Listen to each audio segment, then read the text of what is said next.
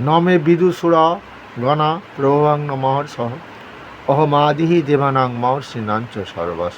আমি কি? বিদু মানে বৌদ্ধান ব্যক্তি, সুরগণ মানে দেবতাগণ।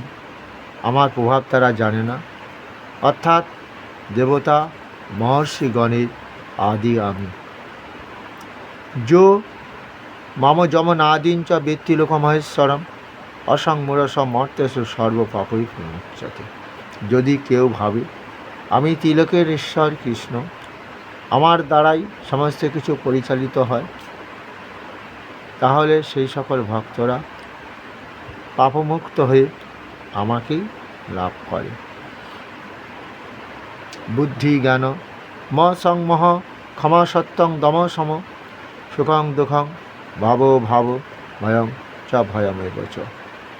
হিংসা সমতা তুষ্টি স্তপদানং যশো যশো ভবন্তি ভাবা ভূতানাং মর্তেব পৃথিবী ধা।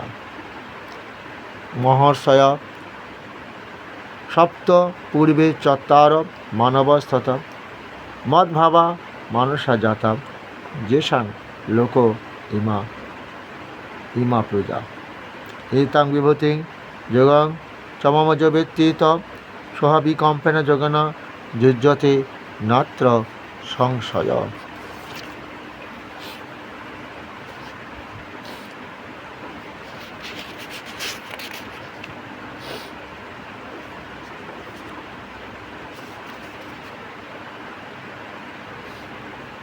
হে অর্জুন, আমার এই বিভূতি যে যোগ যাহারা যথার্থরূপে অবগত, তাহারা নিশ্চয়ই যোগযুক্ত হন, এ বিষয়ে কোনো সংশয় নয়।